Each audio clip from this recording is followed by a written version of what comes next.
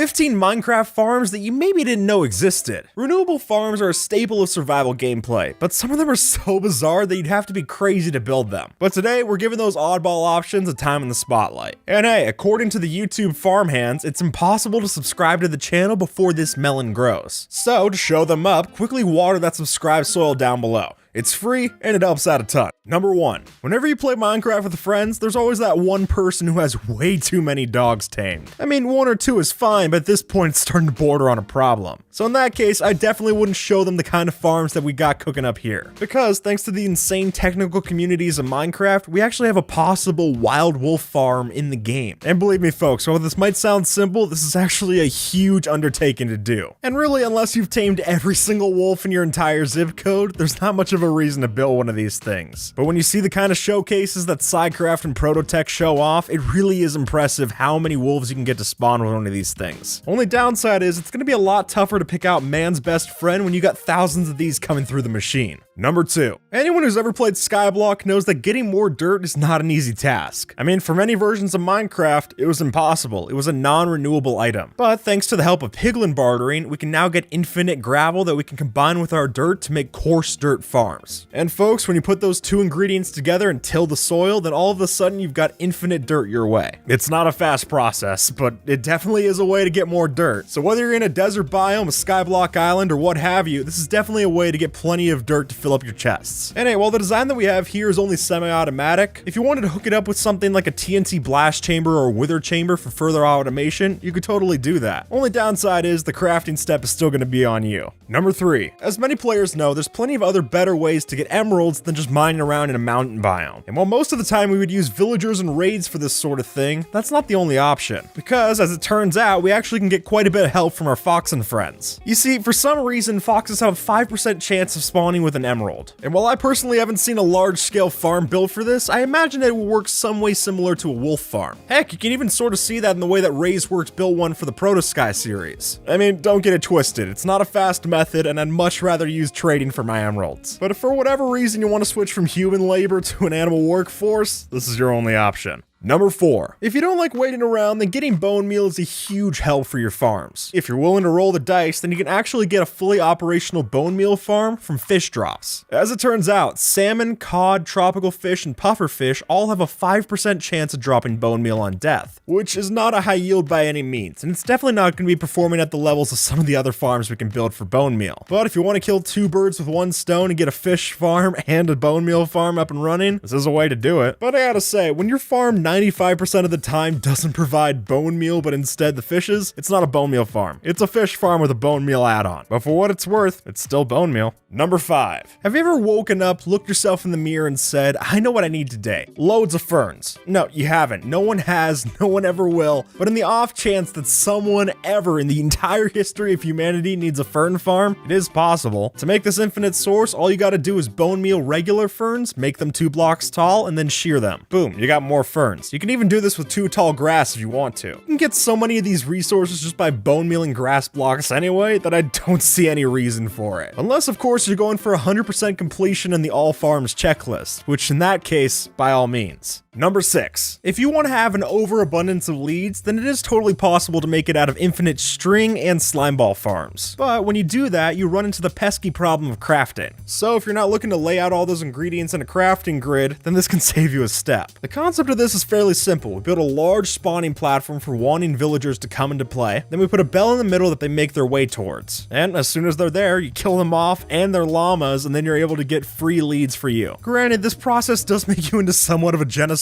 maniac, but if you really want to save the time on crafting, then it's the price you gotta pay. And as long as the authorities don't know, then we'll just keep it our little secret. Number 7. Everyone loves receiving gifts, so if you're looking to recreate that feeling of Christmas morning 1,000 times over, then you can actually do that by building a fully functional cat gift farm. The way this works is that every time that the player sleeps, the cats will bring gifts to them, whether that's a rabbit's foot, a rabbit hide, string, rotten flesh, feather, raw chicken, phantom membrane, all of these different items. And while I'm not sure how useful most of these are, I'm also not one to deny a present. So if you're looking to just sleep around all day and leave the foraging to your feline friend, this is definitely the way to make it happen. One key thing to know about this farm though is that you do have to own the cat for it to work. But if you make sure that they're your own pet and you leave them standing instead of sitting while you sleep, then sure enough, they are going to give you all the gifts that you need. If what you need is a bunch of junk. Number 8. Melon farms are nothing new to Minecraft, and there's plenty of different designs out there that exist to get you all the kind of melon slices that you need. But that's the thing, they get you melon slices. What if instead you wanted the full melon block instead of having to craft them? Well, if it's really that much of a big deal to you, then you can actually make a melon block farm using endermans. Sure enough, by taking a melon farm and an enderman farm and putting the two together, you can actually have the enderman pick up the block and then kill them to get the drop. I guess it might be more of a proper melon farm, but the problem is that as soon as you want melon slices, you just gotta break the melon blocks anyway. So at that point, building one of these over a traditional melon slice farm seems kinda silly. And that might be why we don't see a lot of these pop up in different servers. Number 9. You ever need bowls? I don't either, but if you want a bowl farm, then you can actually make them by using turtles. Unfortunately, the process is kind of gruesome, so if you don't want to see turtles getting massacred, you might want to leave this out of your world. The way that this works is that the turtle mob, when struck by lightning, will drop a bolt. It's completely impractical, but it's more so a possible in theory kind of thing. I suppose for any sick evil genius who wants to turn this into more of a reality, the lightning rods in 1.17 will help out with that, but really, I never thought it was that much of a problem to put 3 planks in a crafting grid. And to be completely honest, I'm more comfortable drinking my mushroom stew out of one of these bowls than anything that has to do with a turtle's insides. Number 10. While most people are worried about what the best jump height or speed they can get on their horse is like, if you're playing up to version 1.12, then the real question you gotta ask yourself is whether or not you want your horse with meat or without. You see, if we build this gigantic platform just like this, then we can actually have it where we harvest skeleton horses during a lightning storm. Which means that sure enough, when you come back from being AFK, you can see a lot more skeletal steeds than you thought there were. That being said, this specific farm is only possible up to 1.12, largely because it focuses on RNG manipulation instead of natural summoning. But you could build one in more recent versions if you just built a large funnel that would bring the skeletal steeds during regular lightning storms towards you. Number 11. If for some reason you're a huge fan of lingering potions, but you don't want to do all the dirty work yourself, then it is actually possible to get a fully functional dragon breath farm. By setting it up like this so that the bottles get collected automatically, you're gonna have more of the stuff than you know what to do with pretty fast. And since you can only get the achievement once, I don't really know why you need a lot of dragon breath. And to be completely honest, while I was researching this, I found a treat that's actually called dragon breath that looks so much nicer than what we're getting here in Minecraft. And now I'm just kind of disappointed that we can't get actual dragon breath in the game. But who knows, maybe in the liquid nitrogen update. Number 12. Folks, bee farms are a thing of the past. If you really want good quality bees, you gotta go right to the source. And that's why, for our purposes, we got ourselves a bee nest farm. These can be attained whenever you grow a tree right next to flowers. And as you can see with this birch tree, after placing enough saplings, we are going to be able to get ourselves a premium hive. And if you don't get one, then just break the bottom 2 logs and plant another sapling. Why you would go through all this effort for a couple of bee nests, I can't say. But hey, I'm not going to be able to change your hive mind, I get it. Number 13. Dead coral fans can be surprisingly useful in Minecraft. And of course, all of that stems back to the TNT duplication systems. So if you're looking to get a lot of these before you set up some form of tunnel bore or the like, then you can actually fill out your needs by building a dead coral farm. The way that this works is that we bone meal it, grow coral, and then dry it out before harvesting. But the key thing to keep in mind is that this will only work in warm ocean biomes. Otherwise, the bone meal doesn't create anything. But as it goes, if you got yourself bone meal, a silk touch pick, and plenty of time to kill, then this is definitely the way to make you the #1 supplier of dead coral. Congratulations, it sounds like a huge accomplishment. Number 14. Snow farms might be one of the easiest ones to build in the game. After all, you just place a snow golem up here, hold down the left click with a shovel, and all of a sudden you got all the snowballs you ever need. But those take up a lot of space, and unless you're getting into a lot of snowball fights, you really want to use them as snow blocks. In that case, we can cut out the middleman and just go right to a snow block farm. By using a system like this, we can stack up different snow layers until eventually we create a full block, which at that point you break it intact and we're able to get a full snow block farm. And honestly, even though it isn't nearly as satisfying as all the different items you get in a regular snowball farm, in this case it is pretty nice to just be able to get right to the source. And honestly, if any of the weird farms, this is probably the one I'm most likely to use. Number 15. Soul Soil is a pretty nifty block to have around. So if you're really trying to collect the blocks for a Soul Speed Speedway, here's how you can go about it. You see, after getting Soul Soil from Piglin bartering, you can then craft that into a soul soil campfire and then break it, which in turn drops more soul soil. Repeat that process enough until you get sick of the word soul soil, and sure enough, you'll have plenty of the stuff going around. There is one key problem here. You're getting the soul soil through piglin bartering, which is itself renewable. If you wanted soul soil that bad, you could just do a bartering farm. It's way more robust than anything you get here. And plus, who wants to craft that many campfires and break them? While this extra step might have a better yield, it's definitely not worth the hassle. Just stick to the piglins themselves. And with that, folks, farm that subscribe button below and have a good one.